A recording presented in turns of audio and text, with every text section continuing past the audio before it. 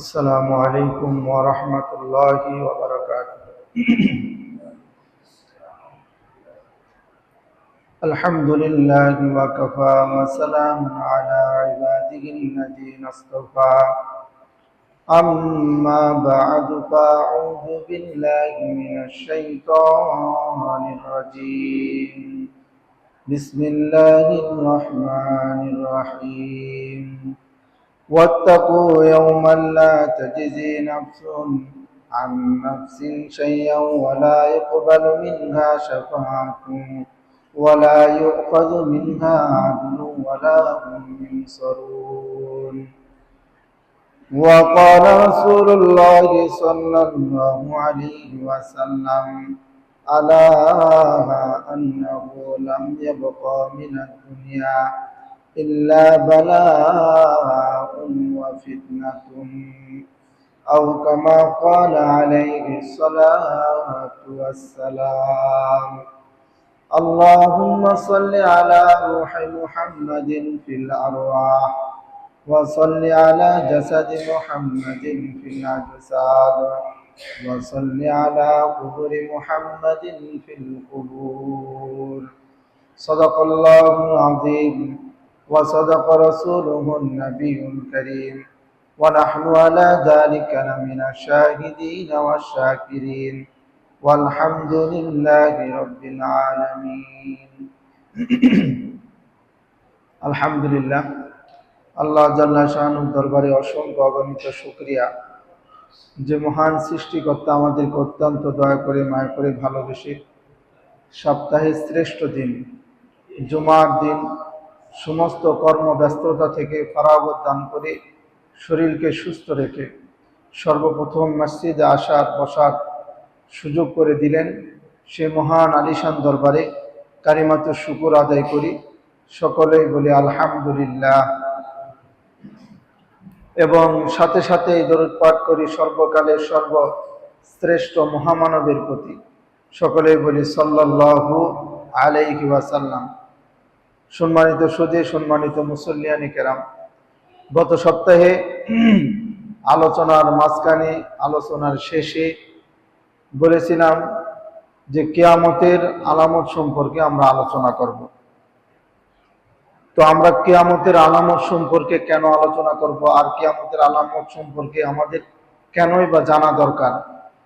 আল্লাহ রসুল সাল্লাল্লাহু আলাইহি ওয়াসাল্লাম হাদিসের মধ্যে বলেন, যারা কিয়ামতের আলামত সম্পর্কে অবগত হবে, যারা কিয়ামতের আলামত সম্পর্কে জানবে এবং কিয়ামতের আলামত সম্পর্কে যাদের ভিতরে জ্ঞান থাকবে, তারা ওই সমস্ত গুনাহের মধ্যে লিপ্ত হবে না। কারণ রাসূল বলেন, যারা জানবে না তারাই যা লিপ্ত হবে, আর যারা জানবে যেটা তো কিয়ামতের আলামত, এটা হতো গুনাহের কাজ, এখানে আমার জড়িত হওয়া যাবে না, সেখানে তারা জড়িত হবে না। এক নাম্বার। দুই নাম্বার হলো, যদি আমরা এই কিয়ামতের আলামত সম্পর্কে অবগত হই, তাহলে আমাদের ভিতরে একটা ভয় পয়দা হবে, যেহেতু এই পৃথিবীটা ধ্বংস হয়ে যাবে। আমি বলছিলাম যে আমি আলোচনা এখন থেকে কিয়ামতের আলামত সম্পর্কে ধারাবাহিকতার সঙ্গে আলোচনা করতে করতে পৃথিবী তো একবারে ধ্বংস হয়ে যাবে। সেই ধ্বংসটা কিভাবে হবে, কিভাবে কিয়ামতের মাঠে পরিণত হবে, এই সম্পর্কে সবিস্তারিতই বলবো। তো যখন আমাদের ভিতরে এই জ্ঞানটা আসবে, তখন ইবাদতের প্রতি আমার আপনার আগ্রহ বেশি সৃষ্টি হবে। এই জন্য কিয়ামতের আলামত সম্পর্কে আমাদের জানা অতীব বেশি জরুরি। আল্লাহ রসুল সাল্লাল্লাহু আলাইহি ওয়াসাল্লাম হাদিসের মধ্যে বলেন, আর এই কিয়ামতের আলামত সম্পর্কে যে সাহাবী সবচাইতে বেশি হাদিস জানতেন, সেই সাহাবীর নাম হলো হুযায়ফা রাদিয়াল্লাহু তাআলা আনহু। হযরতে হুযায়ফা রাদিয়াল্লাহু তাআলা আনহু বলেন যে হাদিসটা বুখারী এবং মুসলিম শরীফের মধ্যে আসছে।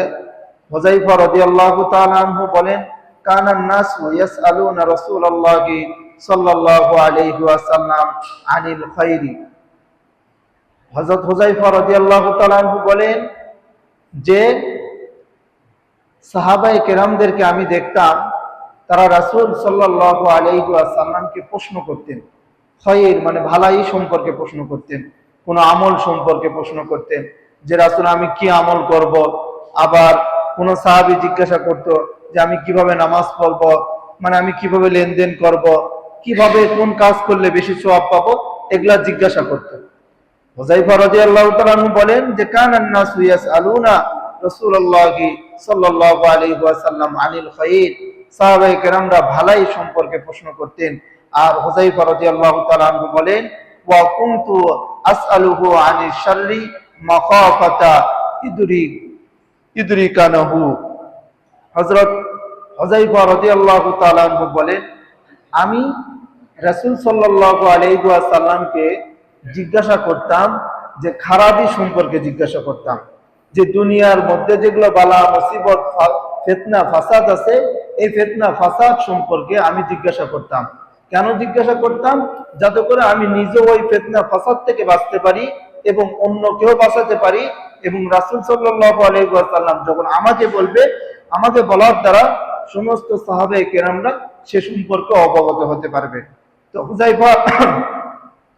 হুযায়ফা রাদিয়াল্লাহু তাআলা আনহু বলেন যে এই জন্য আমি খারাপি সম্পর্কে, দুনিয়ার যেগুলো খারাপি আছে এগুলো সম্পর্কে আমি আল্লাহ রাসূল সাল্লাল্লাহু আলাইহি ওয়াসাল্লামকে বেশি প্রশ্ন করতাম। মুসান্নাফ ইবনে আবি শাইবার মধ্যে হাদিস আছে আন কায়েস ইবনে আবি হাযিম রাদিয়াল্লাহু তাআলা আনহু قال قال رسول الله صلى الله عليه وسلم ترسل على الارض الفتن ارسال القطر। রাসূলুল্লাহ সাল্লাল্লাহু আলাইহি ওয়াসাল্লাম বলেন, রাসূলুল্লাহ সাল্লাল্লাহু আলাইহি ওয়াসাল্লাম বলেন যে দুনিয়ার মধ্যে এমন ভাবে ফিতনা আর ফাসাদ আর জুলুম নির্যাতন অন্যায় অবিচার এমন ভাবে আসবে, সেটা হলো বৃষ্টির মতো আসবে। বৃষ্টি যেরকম আমরা কি বৃষ্টি ধরতে পারি? বৃষ্টি একের পর অনবরত বৃষ্টি বর্ষণ হইতেছে।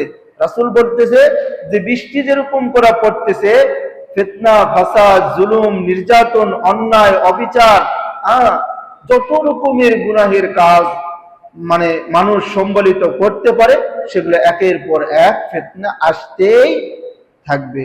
যে যুগে আমরা বর্তমান অবস্থান করতেছি, এই যুগের মধ্যে আমরা যদি ভালো করে ভ্রুক্ষেপ করি আর চিন্তা করি, পুরা পৃথিবীকে নিয়ে যদি চিন্তা নাও করতে পারি, আমার দেশকে নিয়ে যদি আমরা চিন্তা করি, যে চতুর্দিকে শুধু ফিতনার ফিতনা, জুলুম আর জুলুম, নির্যাতন আর নির্যাতন, কত রকমের, কয়টা ফিতনার কথা বলবো আর কয়টা জুলুমের কথা বলবো।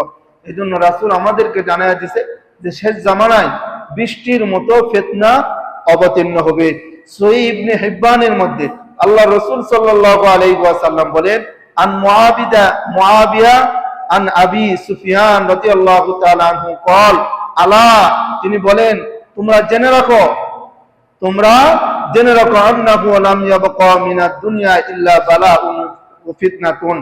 হযরতে মুআবিয়া রাদিয়াল্লাহু তাআলা আনহু বলেন যে তোমরা জানা রাখো এমন একটা সময় আসবে যে সময় দুনিয়াতে ফিতনা ফাসাদ জুলুম নির্যাতন ছাড়া অন্য কোনো কিছু থাকবে না। এখন যদি আমরা চিন্তা করি, ফিকির করি, এক একটা হাদিস নিয়ে যদি আপনি গবেষণা করেন, চিন্তা করেন, তাহলে বুঝতে পারবেন যে কি পরিমাণের ফিতনা দুনিয়াতে বর্ষণ হইতেছে, কি পরিমাণের জুলুম আর নির্যাতন আমরা দেশের মধ্যে বা বিশ্বের মধ্যে দেখতে পাচ্ছি।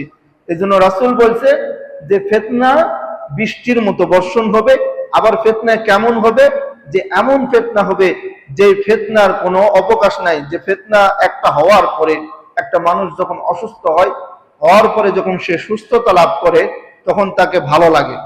কিন্তু দুনিয়া এমন একটা জায়গার মধ্যে পড়ে যাবে যে অসুস্থ মানে ফিতনা আসবে। ফিতনাকে আমি অসুস্থতার রূপ দিয়া বুঝাইতেছি, যে ফিতনা আসবে, আসার পরে আবার আরেকটা ফিতনা আসবে। মানে একটা মানুষ অসুস্থ হওয়ার পরে সুস্থ হয়ে একটু ভালো ফিল করবে, চলাফেরা করবে, এই সময়টা মানুষকে দিবে না। যে একটা ফিতনা চলে যাবে, একটা জুলুম চলে যাবে, আবার আরেকটা নতুন জুলুম আসে হাজির হবে, উপস্থিত হবে। এই জন্য রাসূল সাল্লাল্লাহু আলাইহি ওয়াসাল্লাম হাদিসের পড়াতে আমাদেরকে জানায় দিয়েছেন। এগুলা হাদিস নিয়ে যদি গবেষণা করেন, আমার বিশ্বাস হয় যদি আপনি আল্লাহকে হাজির নাজির জানা, যদি হাদিসগুলা পড়েন, আপনার ঘুম আসবে না। কারণ পৃথিবী যেগুলো ঘটতেছে রাসূল সেগুলো আগেই বলে দিছে যে কিভাবে কি ঘটবে আর কিভাবে এই দুনিয়া, এই সুন্দর সবজ শ্যামল যে পৃথিবী দেখতে পাচ্ছ, এই পৃথিবীটা ধ্বংস হয়ে যাবে। আল্লাহ রাসূল সাল্লাল্লাহু আলাইহি ওয়াসাল্লাম বলেন যে মুআজ ইবনে জাবাল রাদিয়াল্লাহু তাআলা আনহু বলেন, আমা ইন্নাকুম লান তারা মিনাদ দুনিয়া ইল্লা বালাআন ওয়া ফিতনাতান, হ্যাঁ নিশ্চয় দুনিয়ার মধ্যে বালা মুসিবত ফিতনা ফাসাদ ছাড়া আর কোনো কিছুই থাকবে না। ওয়ালান তাজদাদাল আমরু ইল্লা শিদ্দাতান, রাসূলুল্লাহ সাল্লাল্লাহু আলাইহি ওয়াসাল্লাম বলেন যে মুআমালা কঠিন হয়ে যাবে, মানুষের সঙ্গে মানুষের মুআমালাত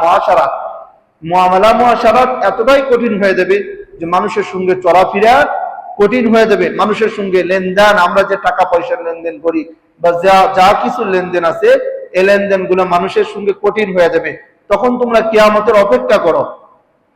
রাসূল বলে যে তখন তোমরা কিসের অপেক্ষা করো? কিয়ামতের অপেক্ষা করো।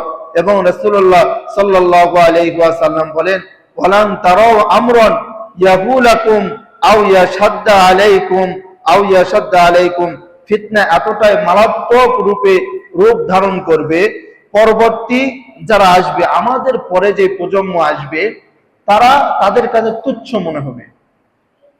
আমরা যে ফিতনার মধ্যে পড়ে আছি বা আমরা যে জুলুম নির্যাতন চতুর্দিকে দেখতে পাচ্ছি, আমাদের পরবর্তী যে প্রজন্মরা আসবে, আমাদের সন্তান, তাদের সন্তান যে দুনিয়াতে আসবে, আসার পরে আমরা যে এত গন্ডগোল ফাসাদ বা মানুষকে হত্যা করতেছে, অন্যায় করে হত্যা করতেছে, শুধু হত্যা করাই ক্ষান্ত নয়, মানুষকে একটা মানুষ আরেকটা মানুষকে টুকরা টুকরা করতেছে, তাহলে তার ব্রেন আর তার মস্তিষ্ক কতটা নিচু পর্যায়ে চলে গেছে যেতে সে মানুষকে টুকরা টুকরা করতে পারে।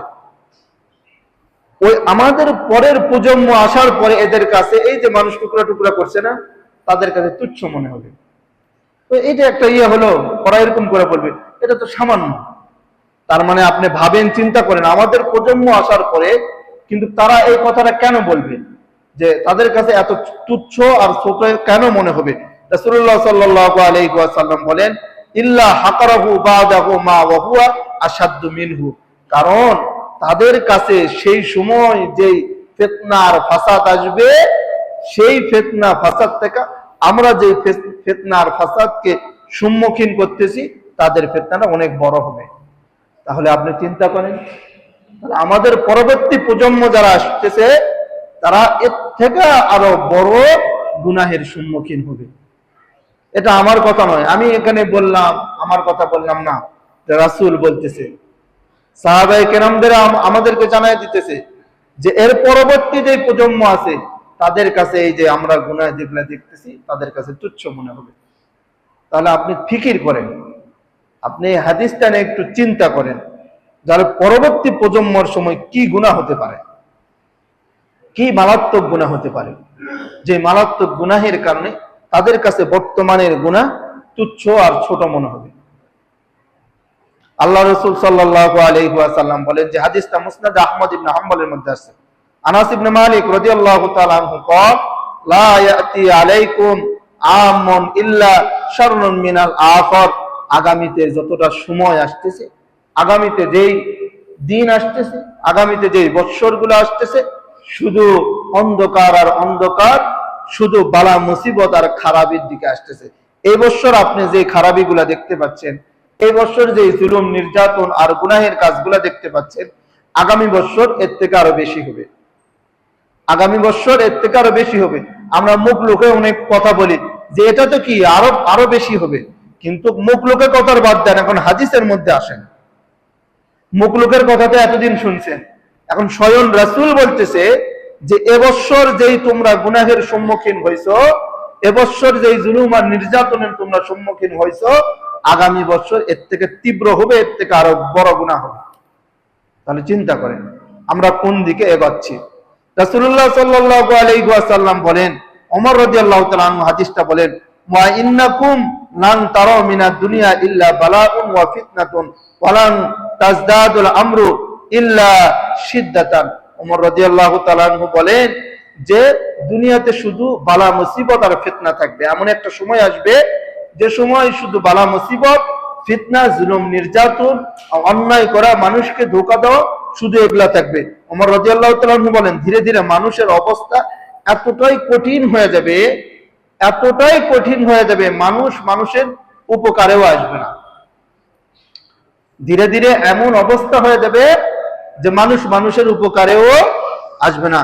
আল্লাহ রাসূল সাল্লাল্লাহু আলাইহি ওয়াসাল্লাম হাদিসের মধ্যে বলেন, যেটা মুআমালাতুর রাবিয়া হাদিসের মধ্যে আছে, হুযায়ফা রাদিয়াল্লাহু তাআলা আনহু বলেন, হাযিহি ফিতানুন ক্বাদ আযাল্লাতু কাজিবারিহিল বাকারা, যে এমন একটা সময় আসছে যে গরুর ললাটের নাই, আল্লাহ রাসূল গরুর ললাট দিয়ে আমাদেরকে বুঝাইছে, গরুর ললাটের নাই ফিতনা আসবে, ফাসাদ আসবে, ইয়াহলিকু ফিহা আকসারুন নাস, এবং অধিকাংশ মানুষ ওই ফিতনার মধ্যে ধ্বংস হয়ে যাবে। অধিকাংশ মানুষ ওই ফিতনার মধ্যে কি হয়ে যাবে? ধ্বংস হয়ে যাবে।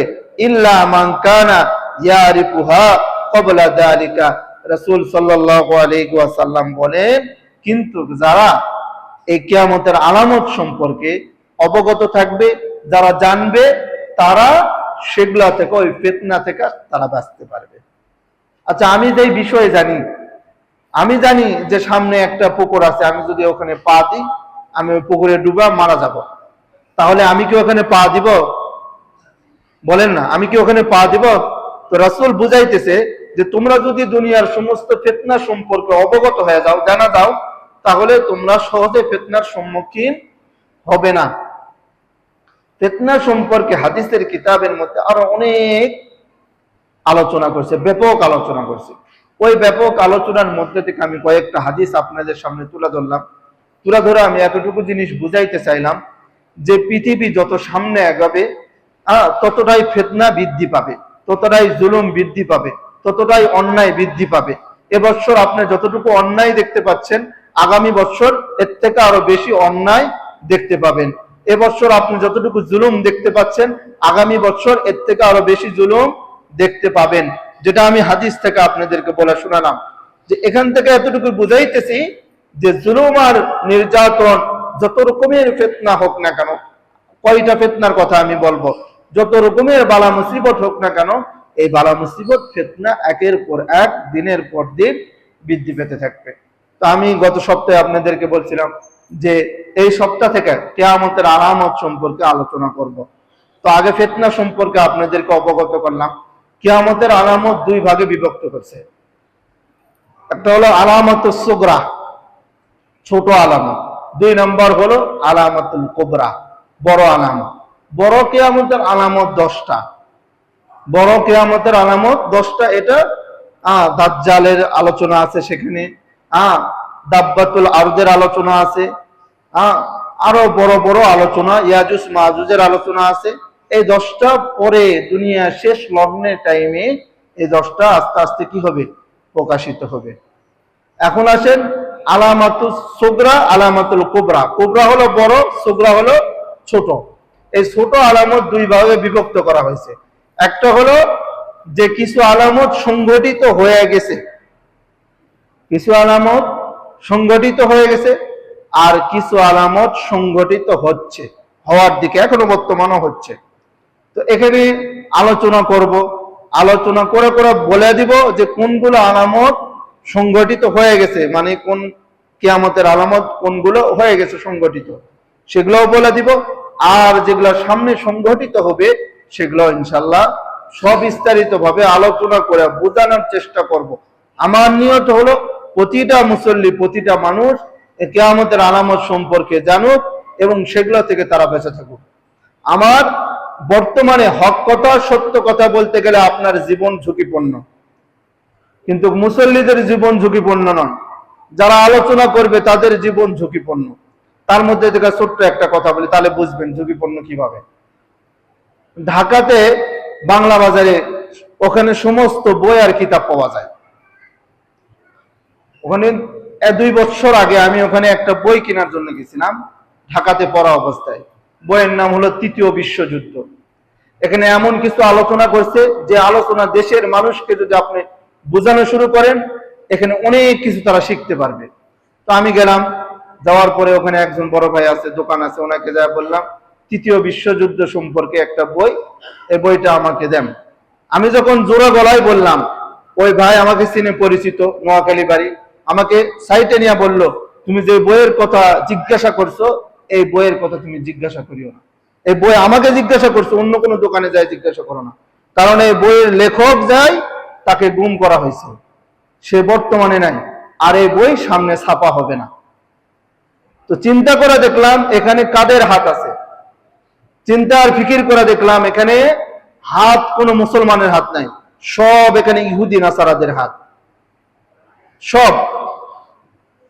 কারণ তারা চায় যে তাদের মতো করে বিশ্বকে চালাতে, তারা চায় তাদের মতো করে বিশ্বকে চালাইতে। এর আগে একটা নিউজ হয়েছে, ইরানের মধ্যে যে যুদ্ধ হচ্ছে, চাইছিল যে আমেরিকা চাইছিল তাদের মতাদর্শের যে লোক আছে তাকে ওই ইরানের মসনাদে বসানোর জন্য, যদি বসাইতে পারে তাহলে তাদের মতো করে কি চালাইতে পারবে, দেশ চালাইতে পারবে। তো ভালো করে ফিকির করে দেখলাম ইহুদি নাসারা আমাদের মুসলমানদের মধ্যে বিবাদ আর সৃষ্টি করে দিচ্ছে, যাতে করে মুসলমানরা একত্রিত না হতে পারে। কারণ মুসলমানদের হুঙ্কার, মুসলমানদের যে হাতের যে পাওয়ার, ইমানের যে পাওয়ার, এই পাওয়ারের ভয়ে, কারণ ইহুদি নাসারারা মুসলমানদেরকে এবি ভয় পায়। ওরা তো অস্ত্র নিয়ে মানুষের সঙ্গে যুদ্ধ করে, কিন্তু মুসলমানের সঙ্গে যদি খালি হাতে যুদ্ধ করে পারবে না। তো এই জন্য ভাই নিজের ইমানকে তরুতাজা করেন, আর আজকে থেকে যে আলোচনাগুলো করব, এই আলোচনাগুলো শুনেন এবং নিজের ভিতরে ফিট করার চেষ্টা করেন। যে সীমিত দুনিয়ার মধ্যে সীমিত সময় নিয়ে আসছি, এই সীমিত সময়ের মধ্যে আল্লাহকে রাজি খুশি করে যেন আমরা কোথায় যেতে পারি, কবরে যেতে পারি। কবরে যদি কিছু নিয়ে যান, ওই মাটি আপনার সাথে ভালো আচরণ করবে, আর কবরে যদি আপনি ভালো কিছু না নিয়ে যান, ওই মাটি আপনার দুই দিক থেকে চাপা দিবে। তো আসেন, তো কিয়ামতের আলামত প্রথমে বলছিলাম বড় আর ছোট। ছোটগুলোর মধ্যে দুই ধরনের ভাগ করা হয়েছে। এক নম্বর হলো রাসূলুল্লাহ সাল্লাল্লাহু আলাইহি ওয়াসাল্লামের আগমন। এটা খারাপ দৃষ্টিতে দেখা যাবে না, কারণ রাসূল যদি পৃথিবীতে আগমন না করে তাহলে তো কিয়ামত হবে না। কারণ রাসূল আগমন করতে হবে, তো তারপরে শেষ জামানা কি হবে, শুরু হবে। রাসূলুল্লাহ সাল্লাল্লাহু আলাইহি ওয়াসাল্লাম বলেন, যে হাদিস বুখারী এবং মুসলিম শরীফের মধ্যে আসছে, সাহাল ইবনে সাঈদ রাদিয়াল্লাহু তাআলা আনহু বলেন, বয়স্তু আনা ওয়াসাতু কাহাতাইন।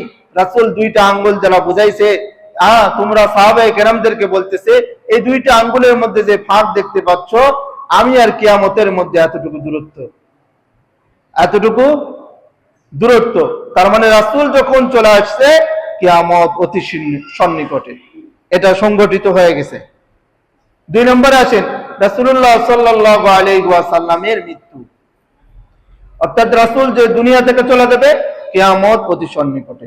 যে কথা রাসূলুল্লাহ সাল্লাল্লাহু আলাইহি ওয়াসাল্লাম হাদিসের মধ্যে বলছে, যে হাদিসটা বুখারী শরীফের মধ্যে আসছে, যে আউফ ইবনে মালিক রাদিয়াল্লাহু তাআলা আনহু বলেন, উদুদ সিত্তাতান বাইনা ইয়াদাইহি সাআহ। তিনি বলেন যে 6টা আলামত আছে, 6টা আলামত কিয়ামতের পূর্বে সংঘটিত হবে। মাউতি, রাসূল বলেন যে আমার মৃত্যু। তার মধ্যে রাসূল বলেন যে আমার মৃত্যু, আমি যখন দুনিয়া থেকে চলে যাব, তার মধ্যে কিয়ামত অতি সন্নিকটে চলে আসবে, এটাও সংঘটিত হয়েছে। 3 নম্বরে আসেন চাঁদ 2 টুকরা হওয়া। চাঁদ 2 টুকরা হওয়া, যে কথা আল্লাহ তাআলা কুরআনুল কারীমের মধ্যে বলছেন, যে সূরাতুল কমারের মধ্যে বলেন, ইকতারাবাতিস সাআতু ওয়া শাক্কাল কমার, কিয়ামত অতি সন্নিকটে চলে আসছে, চাঁদকে 2 টুকরা করা হয়েছে। আল্লাহ তাআলা বলতেছে, ইকতারাবাতিস সাআতু ওয়া শাক্কাল কমার, কিয়ামত অতি সন্নিকটে এবং চন্দ্রকে দ্বিখণ্ডিত করা হয়েছে।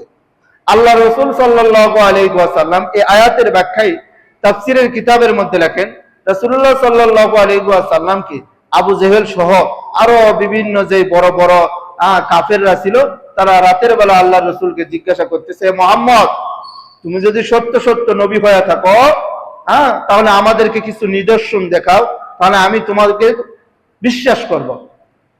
তো রাসূল বলতেছে যে তোমাদেরকে কি নিদর্শন দেখালে যে তোমরা ইসলাম ধর্ম গ্রহণ করবে, তোমরা জান্নাতে যেতে পারবে?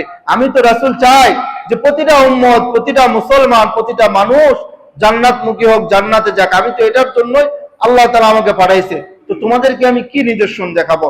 আবু জেহেল আরো যে কাফেরগুলা ছিল, তারা রাসূল সাল্লাল্লাহু আলাইহি ওয়াসাল্লামকে বললেন যে তুমি তো দুনিয়ার মধ্যে যে জাদুগুলো আছে, তুমি দুনিয়ার জাদুগুলা দেখাইছো, এবার আসমানের জাদু দেখাও। নাউজুবিল্লাহ বলবেন না? রাসূলকে জাদু দেখাইতেন, আল্লাহ নির্দেশ, আল্লাহ যেটা হুকুম করতেন রাসূল সেটা করতেন। তো তুমি তো দুনিয়ার মধ্যে অনেক জাদু জিনিস দেখাইছো, এবার একটু জাদু দেখাও আসমানে, যে এই যে চাঁদ দেখতে পাচ্ছ, চাঁদকে দ্বিখণ্ডিত করে দেখাও। রাসূলুল্লাহ সাল্লাল্লাহু আলাইহি ওয়াসাল্লাম চিন্তা করলেন, আমি যদি এই বড় বড় কাফের গুলাকে এই নিদর্শনটা দেখাই, চন্দ্রকে দ্বিখণ্ডিত করা যদি আমি দেখাই, তাহলে নিশ্চয় তারা কি করবে? কালেমা গ্রহণ করবে, তারা মুসলমান হয়ে যাবে, তারা জান্নাতি হয়ে যাবে। রাসূল এই আশায় আল্লাহর হুকুমে, আল্লাহ তাআলাকে বললেন, আল্লাহর হুকুমে তিনি শাহাদত আঙ্গুল দ্বারা ইশারা করলেন, এই ইশারা করার দ্বারা চন্দ্র দ্বিখণ্ডিত হয়ে গেল। সুবহানাল্লাহ বলবেন না? এই চন্দ্র দ্বিখণ্ডিত হওয়ার পরে তারা বলতেছে যে তুমি দুনিয়াতেও জাদু দেখাইতে পারো, তুমি আকাশেও জাদু দেখাইতে পারো। নাউজুবিল্লাহ। তো তারা নিদর্শন দেখার পরেও কি করে নাই? ইসলাম ধর্ম গ্রহণ করে নাই। এজন্য তো তাদের জন্য জাহান্নাম।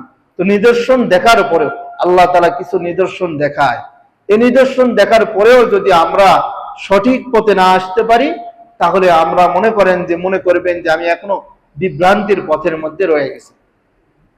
আল্লাহ কিছু ভয় দেখায়, আল্লাহ কিছু কিছু জিনিস দেখায় যে দেখো আমি আল্লাহ তাআলা সমস্ত কিছু পারি, কিন্তু আমি করি না। কত নিদর্শন আল্লাহ তাআলা দেখাইতেছে, তারপরেও আমাদের ভিতরে ওই ভয়টা আসে না। তো এটাও কি হয়ে গেছে? প্রকাশিত হয়ে গেছে।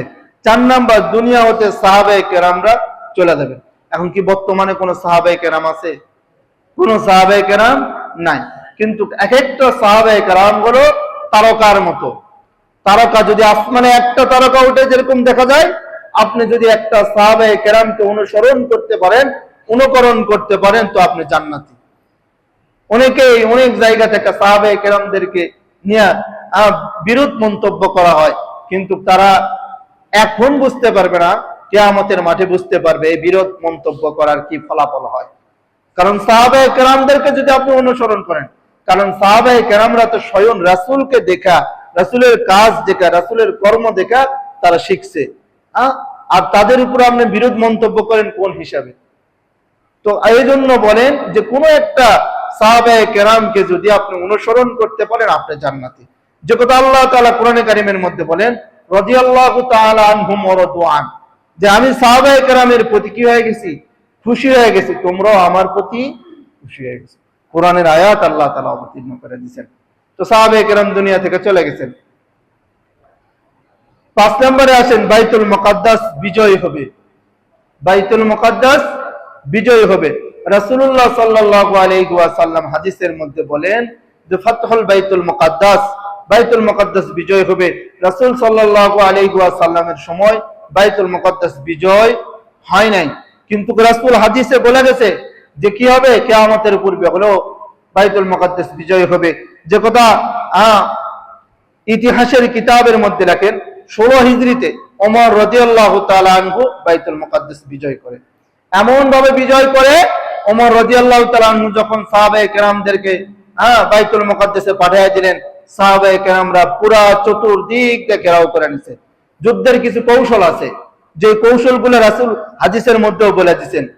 বড় বড় সমস্ত হাদিসের কিতাবে যুদ্ধের কৌশল সম্পর্কে আলোচনা করা আছে। তো তাদের যুদ্ধের কৌশল চতুর্দিক দিয়ে ঘেরাও করে নিলেন। আর ওই বাইতুল মুকাদ্দাসের মধ্যে যেই খ্রিস্টান পাদ্রীরা ছিল, বর্তমানে আমরা পপ বলি, এরা ছিল, এরা তখন ভয় পেয়ে গেছে। এখনো কোনো কিছু শুরু হয় নাই, কিন্তু ওরা মুসলমানদেরকে দেখা ভয় পেয়ে গেছে। তখন তাদেরকে বলে দিল, হয় তোমরা সারেন্ডার করো, নয়তো আমাদের সঙ্গে যুদ্ধ করো। তখন তাদের জীবনের ভয় আছে, মুসলমানদের জীবনের ভয় নাই, কারণ শহীদ হলে তো জান্নাতি। এই জন্য তারা যখন কথা বললো, তখন তারা ইহুদি নাসারা বললো, না আমাদের জীবনের ভয় আছে, আমরা যুদ্ধে জড়াবো না, কিন্তু চাবিটা আমরা হস্তান্তর করব, এই অর্ধ জাহানের যে বাদশা আছে, এই বাদশাকে আমরা চাবি হস্তান্তর করব। অনেক বড় লম্বা ইতিহাস। ওমর রাদিয়াল্লাহু তাআলা চাবি নেওয়ার জন্য যেই দিন যাচ্ছিলেন, যাওয়ার সময় ওমর রাদিয়াল্লাহু তাআলা গায়ে যেই কাপড়গুলা ছিল, কাপড়ের মধ্যে তালি লাগানো ছিল। সাহাবায়ে কেরামরা বলতেছে যে আপনি যে ওখান থেকে ইহুদি নাসারাত থেকে যে বাইতুল মুকাদ্দাসের চাবি নেওয়ার জন্য যাচ্ছেন, কিন্তু আপনার শরীরে যে কাপড়গুলা তালি মারা কাপড়, তারা দেখলে যে তুচ্ছ তাচ্ছিল্য করবে। ওমর রাদিয়াল্লাহু তাআলা আনহু তাকে রাগান্বিত অবস্থায় বললেন যে আমি ওমরের কোনো দাম ছিল না, আমি ওমরের, রাসূল আসার পূর্বে আমি ওমরের কোনো দাম ছিল না, আমি ওমর সবচাইতে পৃথিবীর মধ্যে নিকৃষ্ট ওমর ছিলাম, আমি কুকুরের থেকেও অদম ছিলাম আমি ওমর, কিন্তু আমি ওমর যখন রাসূলের হাতে হাত রেখা কালেমা পড়ছি, আজকে আল্লাহ তাআলা আমাকে এমন মুসনাদে বসাইছে, অর্ধ জাহানের বাদশা আমাকে আল্লাহ তাআলা বানাইছে। আর এই ওমরের ব্যাপারে তুমি কথা বলো। ওমর রাদিয়াল্লাহু তাআলা যখন তাদের কাছে চাবি নেওয়ার জন্য গেছে, তখন তারা বলতেছে আমাদের কিতাবের মধ্যে এভাবে লেখা আছে, সে এভাবে আমাদের কাছে চাবি নেওয়ার জন্য আসবে। তো ওমর রাদিয়াল্লাহু তাআলা এই বাইতুল মুকাদ্দাস বিজয় করলেন। বিজয় করার পরে তারপরে 493 হিজরিতে এই ইহুদি নাসারারা আবার কি করলেন, দখল করলেন। দখল করার পরে তারা 90 বৎসর বাইতুল মুকাদ্দাসে তারা দখল করে থাকলেন। এই 90 বৎসর পর 583 হিজরিতে সুলতান আইয়ুব, সালাউদ্দিন আইয়ুবী রহমতুল্লাহি আলাইহির বদৌলতে তিনি নেতৃত্ব দিয়া বাইতুল মুকাদ্দাসকে বিজয় করলেন। এই বাইতুল মুকাদ্দাস 700 বৎসর পর্যন্ত যে মুসলমানদের প্রথম কিবলা বাইতুল মুকাদ্দাস মুসলমানদের হাতে ছিল। যখন ওসমানী খেলাফতের পতন ঘটে গেল, তখন বাইতুল মুকাদ্দাস তারা আবার কি করে ফেললেন, নিয়ে ফেললেন ইহুদি নাসারা। বর্তমানে যে তাদের হাতে আছে বাইতুল মুকাদ্দাস, অতি শীঘ্রই মুসলমানদের মধ্যে আল্লাহ তাআলা ওমরের মতো চেতনা এমন যুবককে তৈরি করে দিবে, আলী রাদিয়াল্লাহু তাআলা আনহুর চেতনা এমন যুবককে তৈরি করে দিবে, সালাউদ্দিন আইয়ুবের মতো এমন যুবককে আল্লাহ তাআলা তৈরি করে দিবে যে আবার বাইতুল মুকাদ্দাসকে বিজয় করবে ইনশাআল্লাহ। এটা যে 5 নাম্বার যেটা বললাম বাইতুল মুকাদ্দাস বিজয়, এই বিজয় করাও কি হয়ে গেছে, হয়ে গেছে। আজকে 5 পর্যন্ত আলোচনা করলাম। ইনশাআল্লাহ আগামী এরপর থেকে ধারাবাহিক ভাবে আলোচনা করার ইনশাআল্লাহ চেষ্টা করব। আপনাদেরকে বলবো যে কিয়ামতের আলামত সম্পর্কে। পৃথিবী ধ্বংস হয়ে যাবে। বর্তমানে যেই আমরা কালচার গুলা দেখতে পাচ্ছি, যেই আমরা নিউজ গুলা দেখতে পাচ্ছি, এখন বর্তমানে এমন অবস্থা হয়ে গেছে যে আমরা মানে ইহুদি নাসারাদেরকে আমরা এতটাই পছন্দ করে ফেলছি আর এতটাই ভালোবেসে ফেলছি যে কিছুদিন আগে আমরা নিউজ দেখলাম যে হবিগঞ্জের মধ্যে আর্জেন্টিনার ব্রাজিল মারামারির আগে অর্ধ শতাধিক মানুষ কি হয়ে গেছে, আহত হয়ে গেছে। হায় রে, বড় আফসোস। আরে মুসলমানের জন্য মুসলমান যদি মারা যায় তাও একটা কথা ছিল, ইহুদিকে ভালোবাসা করেনি। তাদের কাছে দেখছেন, আপনাদের কাছে যারা তাদেরকে সাপোর্ট করেন, তাদের কাছে 2টা প্রশ্ন রেখে গেলাম। এখানে দেখবেন তাদের এখানে হাতের মধ্যে একটা টাটু আছে, দেখবেন চোখের টাটু। এই চোখের টাটু দ্বারা কি বোঝায় তারা জানেন? দাজ্জাল আসবে, তাদেরকে প্রমোট করার জন্য দাজ্জাল আসবে। সেই দাজ্জালের তারা কি করে, প্রমোট করে দুনিয়াকে, বিশ্বকে দেখাই দিচ্ছে। এবং আরো অনেক কিছু আছে, অনেক কিছু তারা শরীরের মধ্যে টাটু আঁকায় মানুষদেরকে বোঝায়। তো মুসলমান ভাই, আমরা এমন একটা পর্যায়ে চলে গেছি যে শতকে শত মাইল পর্যন্ত তাদের পতাকা লাগাচ্ছে, অথচ নিজের দেশের পতাকা লাগাবার মতো টাকা নাই আমাদের। বাংলাদেশের মধ্যে, পুরা ওয়ার্ল্ড বিশ্বের মধ্যে বাংলাদেশের হাফেজরা, ওয়ার্ল্ড বিশ্ব, কয়েকটা দেশ না, ওয়ার্ল্ড বিশ্বের মধ্যে এমন হাফেজ হচ্ছে, তারা ওয়ার্ল্ড বিশ্বে তাক লাগাই দিতেছে। বাংলাদেশের যে ছাত্ররা হাফেজ আছে তারা ওয়ার্ল্ড বিশ্বের মধ্যে 1 নাম্বার অর্জন করতেছে, কিন্তু রাষ্ট্র থেকে তাদেরকে তেমন সম্বোধনা দেওয়া হয়েছে। আর বাংলাদেশের কয়েকটা দেশ, 8টা না 10টা না 20টা দেশের সাথে খেলাধুলা করাও তারা কি হতে পারে না, বিজয় হতে পারে না। আর বাংলাদেশের মধ্যে পুরো ওয়ার্ল্ড বিশ্বের মধ্যে কতগুলা দেশ, সেগুলোর মধ্যে প্রথম স্থান অধিকার করতেছে বাংলাদেশের হাফেজরা। কিন্তু তাই সেগুলো নিয়ে আমাদের ভিতরে আনে। এই জন্য যুবক ভাইদেরকে বলবো, ভাই তাদেরকে নিয়ে মারামারি হানাহানি করার দরকার নাই। এগুলো করার দ্বারা আমাদের সময় অপচয় হইতেছে, আমাদেরকে গুনাহের মধ্যে তারা ঠেলা দিতেছে। আমরা বুঝতেছি না ইহুদি নাসারারা কিভাবে আমাদেরকে নষ্ট করতেছে, আপনি কিছু বুঝবেন না। বর্তমানে আমরা যে মোবাইল চালাই, ফেসবুক, ইউটিউব যা বলেন, এগুলা সব কন্ট্রোল করে ইহুদিরা। আমরা মনে করি যে আমাদের স্যাটেলাইট দ্বারা কন্ট্রোল হয় না, সমস্ত কিছু কন্ট্রোল করে ইহুদিরা। এই জন্য কখন কোন রকমের কি ঘটনা ঘটবে কেউ বলতে পারে না। এই জন্য যুবক ভাইদেরকে বলবো, এগুলো নিয়ে আমাদের এত উন্মাদন হওয়ার দরকার নেই। আমরা আমাদের লেখাপড়ার দিকে ফোকাস দিই এবং আমাদের পিতামাতা কিভাবে চলতে পারে সেভাবে আমরা চলার চেষ্টা করব, এবং আমার 5 ওয়াক্ত নামাজ যথাসময়ে মসজিদে আসা আদায় করার চেষ্টা করবো ইনশাআল্লাহ। আল্লাহ তাআলা আমাদেরকে বুঝে আমল করার তৌফিক দান করুন। যারা সুন্নত পড়ি না, আমরা সুন্নত পড়ে ফেলি।